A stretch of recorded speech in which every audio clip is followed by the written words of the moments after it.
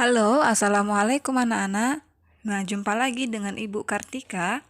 Hari ini kita akan belajar mengenai prakarya dan kewirausahaan.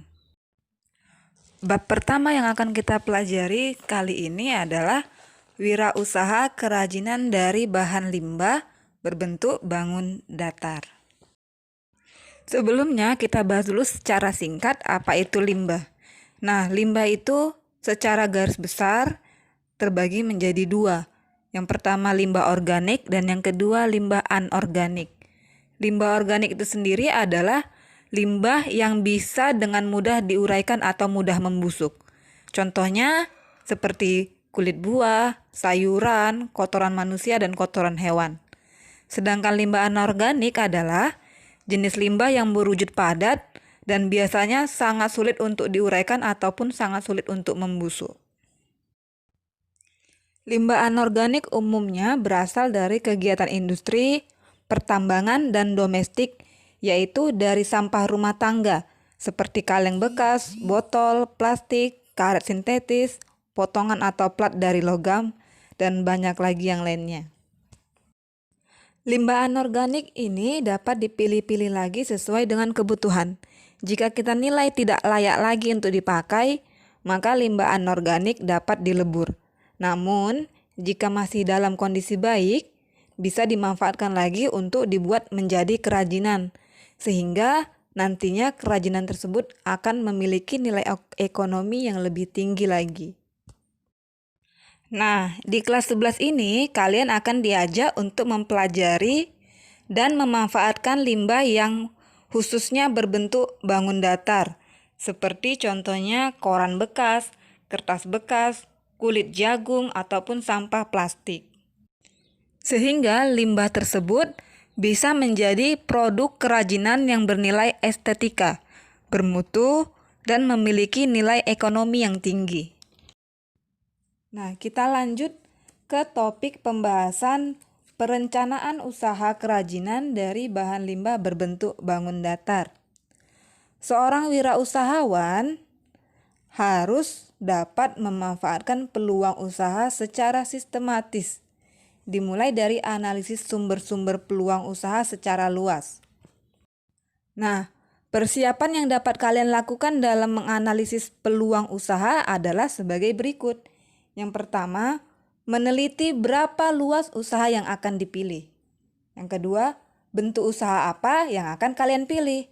Yang ketiga, jenis usaha apa yang akan ditekuni. Yang keempat, informasi usaha yang akan diterima. Dan yang terakhir, ada atau tidaknya peta usaha yang menguntungkan. Pemetaan potensi usaha produk kerajinan dari limbah bangun datar itu dapat didasarkan pada ciri khas kerajinan dari masing-masing daerah. Pemetaan potensi menjadi sangat penting untuk mendorong pertumbuhan dan pemerataan ekonomi daerah.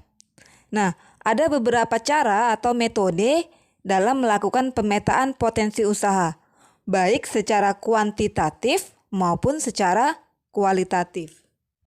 Di antaranya kalian bisa menggunakan analisis SWOT, S-W-O-T. S itu singkatan dari strength atau kekuatan, W, weakness atau kelemahan, O, opportunity atau peluang, dan yang terakhir threat atau ancaman. Analisis SWOT ini adalah suatu kajian terhadap lingkungan internal dan eksternal suatu perusahaan. Analisis ini didahului oleh proses identifikasi faktor eksternal dan internal untuk menentukan strategi terbaik, kemudian dilakukan pembobotan terhadap tiap unsur SWOT berdasarkan tingkat kepentingannya. Analisis internal lebih menitik beratkan pada aspek kekuatan dan kelemahan, sedangkan analisis eksternal untuk menggali dan mengidentifikasi semua gejala peluang yang ada dan yang akan datang serta ancaman dari kemungkinan adanya pesaing atau calon pesaing. Jadi contoh yang lebih gampangnya seperti ini. Misalkan kalian ingin membuat suatu usaha, yaitu membuat kerajinan seperti tas dari limbah plastik. kalian analisislah sesuai dengan analisis SWOT. Kalian cari apa S-nya, apa kekuatan dari barang kalian. Jadi kekuatannya bisa saja karena dari limbah plastik, bahan bakunya itu bisa dicari dengan mudah dan harga bahan bakunya juga relatif lebih murah. Kemudian W-nya atau kelemahannya butuh pengerjaan yang lama karena butuh ketelitian yang tinggi untuk menghasilkan produk yang bagus. Dan selanjutnya, bagaimana dengan opportunity-nya, peluangnya?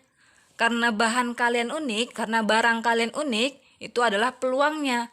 Barangnya unik dan pemasarannya juga dengan harga yang relatif murah sehingga banyak orang yang bisa membelinya.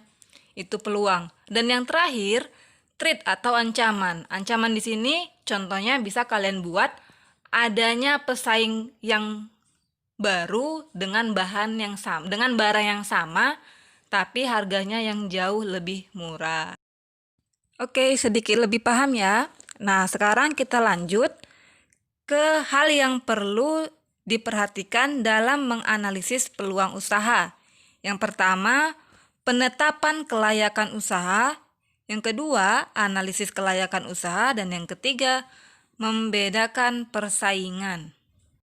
Oke, sekian dulu pembahasan untuk kali ini. Sekarang kalian lihat di buku kalian halaman 11. Di situ ada aktivitas 1. Coba kalian berlatih untuk menentukan peluang usaha suatu produk kerajinan dengan memanfaatkan limbah bangun datar yang ada di sekitarmu. Jadi nanti contohnya seperti yang sudah Ibu sebutkan sebelumnya, buat dulu kalian mau buat kerajinan apa, tuliskan judulnya, konsumen yang kalian tuju siapa, apakah ibu-ibu atau anak-anak atau semua kalangan, dituliskan. Dan yang ketiga, analisisnya buat. Analisis SWOT-nya, kekuatannya apa dari barang kalian, kelemahannya apa, peluangnya apa, dan ancamannya apa.